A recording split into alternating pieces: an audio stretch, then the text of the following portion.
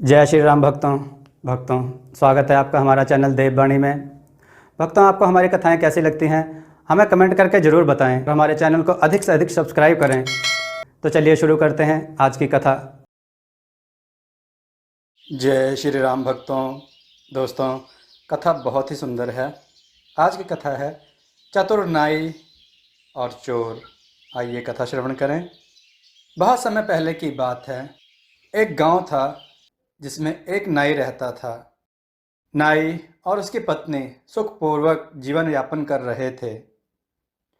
एक दिन नाई बगल के गांव में हाट करने जा रहे थे। जाते समय पत्नी से कहा, आज कोई खास काम नहीं है, हाट बाजार करके सीधे घर ही आ जाऊंगा। झोला लेकर विदा हुए। वहां नाई को देखकर कुछ लोग खुसुर फुसुर करने लगे। पूछने पर पता चला कि वे सभी इलाके के बीहड़ चोर हैं। इसी बातों में उन्हें लौटने में देर हो गई। पत्नी बेसब्री से प्रतीक्षा कर रही थी। नाई के आते ही पत्नी ने शिकायत के लहजे में कहा, आपने कहा था कि शीघ्र लौटकर आऊँगा, देर कहाँ हो गई। वह कुछ कहते तब तक कोठी माठ के पीछे कुछ फुसफुसाहट सुनाई दी। नज़र दौड़ाई तो अंधेरे में गर्दनें भी दिख गईं। इसी बीच पत्नी ने कहा, हाट के ही कारण अभी तक खाना बनाना भी शुरू नहीं किया है। नाई ने गरजते हुए कहा, तुम मेरी मालिक हो कि सब हिसाब देता रहूं। पत्नी ने कहा, लेकिन आप हाट करने गए थे, चावल दाल साग सब्जी और मछली भी लाने वाले थे। नाई और चिल्लाने लगा, तुम्हारी जीभ आजकल बहुत चटोरी हो गई है। मछली की दुर्गंध भी लगती है और सब दिन खाने की इच्छा भी होती है। पत्नी को गुस्सा आ गया। उन्होंने भी झुंझलाते हुए कहा, मैं कब कहती हूँ मछली लाने के लिए। खाइए कसम की मैं मछली लाने के लिए कहती हूँ या आप खाने के लिए छटपटाते रहते हैं। मैं तो मछली से तंग आ चुकी, जब मन हो लाकर पटक देते हैं। घर में तेल नहीं रहता इसकी तो चिंता नहीं और मच्छ गिद्ध बने रहते हैं। यह सुनते ही नाई और भड़क उठा, मुझे छोटी छोटी बातों के लिए कसम खिलाती हो, यही है घरवाली का धर्म। पत्नी कुछ बोली, पति और चिल्लाने लगे।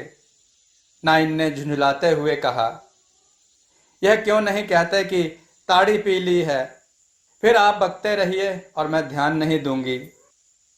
ताड़ी का नाम सुनते ही नाव और बिगड़ उठा। दुनिया में और कुछ खाने पीने के लिए नहीं है कि मैं चला नशा पान करने। तुम मुझ पर सरासर तोहमत लगा रही हो, अब इसका फैसला पंच ही करेंगे। नाइन चिल्ला चिल्ला कर बोलने लगी, हाय रे दैया, इन्हें क्या हो गया है। हाट में किसी ने जादू टोना कर दिया है क्या।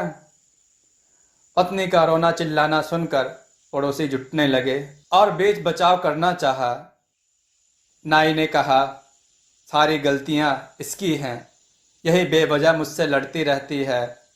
फिर भी आप लोगों को बीच में आने की जरूरत नहीं। आप लोग जाएं, हम लोग स्वयं सुलझा लेंगे। पत्नी ने विनती करते हुए कहा, नहीं, आप लोग आ ही चुके हैं तो बताइए कि मेरी गलती क्या है।